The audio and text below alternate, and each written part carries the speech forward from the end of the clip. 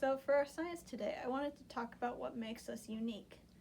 And obviously, each of us looks different, sounds different, has different experiences. All of us are different in a million different little ways. And we're all the same in a lot of different ways, which means that if we're trying to figure out who did something or other, then we might be a little stuck for a while, especially if we're trying to figure out who done it. So there are things that we can do that can differentiate us from other people.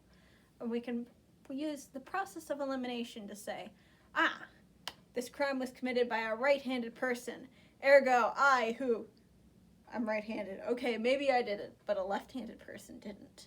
So if you're left-handed, you're off the hook. So on and so forth. So for the take-home this week, I have a kit that you can use to figure out what of you is unique. And it's several different things, and what is unique about you and where you got it from.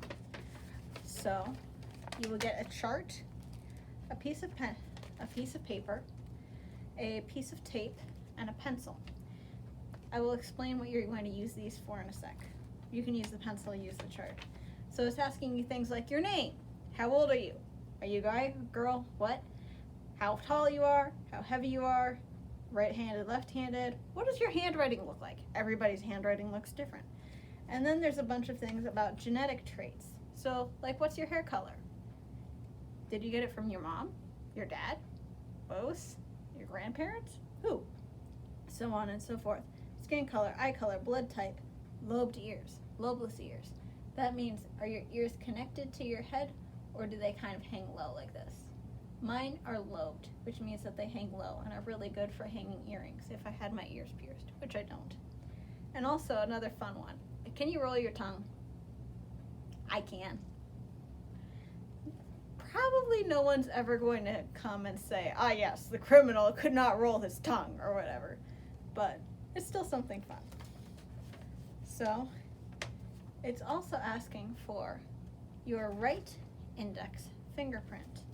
And I have included the components of a very simplistic fingerprinting thing. If you have a kind of stamp kit, then that'll work great. But if you don't, you can make one yourself by using your pencil and your piece of paper to scratch really hard, create a really dark mark on a piece of separate paper, not in the little thing, like this.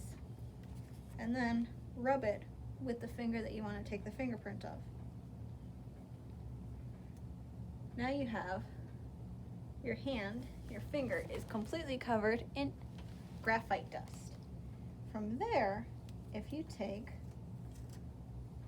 the piece of tape and gently stick the piece of tape onto your finger, it'll take off some of the graphite dust and it'll have your fingerprint on it. And then you can put that down and you have a very basic fingerprint.